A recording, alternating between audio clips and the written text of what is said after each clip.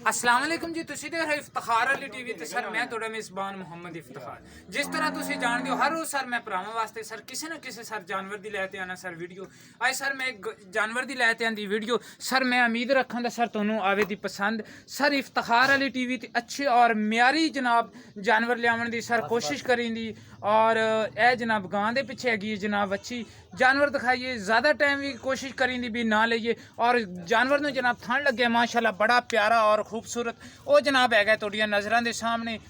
और जानवर का जनाब जो दुध का हिसाब किताब है वो भी जनाब तुहानू दसने बिल्कुल जनाब थोड़ी जी उम्र है गां की अजे तक और जनाब पहला सूआ जनाब सुई है और जानवर के पहले सूए के हिसाब किताब के नाल जनाब तुसीं इहदे थन का हिसाब किताब वेखो माशाल्लाह बड़ा सोहना जनाब इहदे थन लिया अच्छी बाडी लई हुई है। सर मेरी लोकेशन हैगी जिला पाकपतन तहसील आरफवाला और इस टाइम मैं सर 50 SP दे विच जनाब खड़ा भाई होरां दे कोले और जानवर इन्हां दा जनाब अच्छा और म्यारी और प्यारा है। सर अगों पिछों जानवर की जनाब तुहानू करवा लईए तसल्ली उस तो बाद आपां मालक नाल भी करांगे जनाब सारी गलबात भी की हिसाब किताब है जानवर का और किवें किवें जनाब इस गल और अच्छे और म्यारी जानवर हासिल करने वास्ते सर तुसी इफ्तिखार अली टीवी नु सर करो तुसी सब्सक्राइब और असी जनाब कोशिश करेंदी कि साफ सुथरा और म्यारी और प्यारा जानवर हो वो जनाब असी लैते आइए तो भरावां वास्ते। सर पूरे पाकिस्तान च डिलीवरी जनाब कित्थों का भी कोई सानू आर्डर आंदा है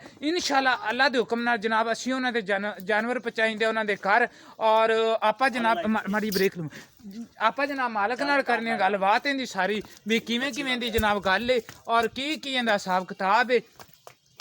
ब्रेक रखी पूरा लिया। हाँ जी जनाब की हाल है जनाब? ठीक है जी। तबीयतां सेहतां ठीक है जी।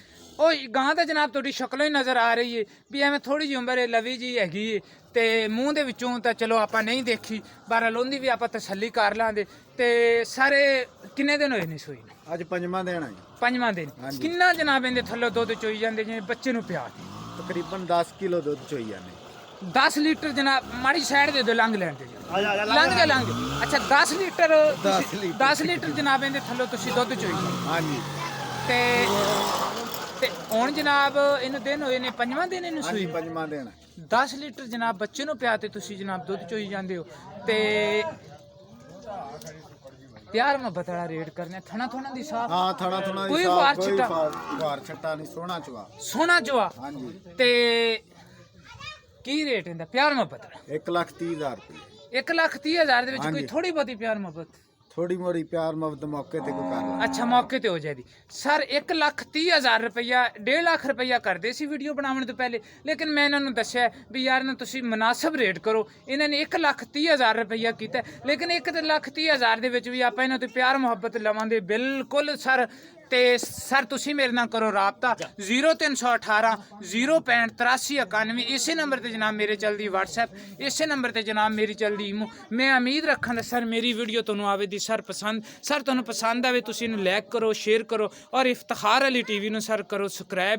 इंशाल्लाह आने वाली वीडियो कोशिश करांगे तुहाडे नाल अच्छे जानवर नाल सर होवे मुलाकात। पाकिस्तान जिंदाबाद।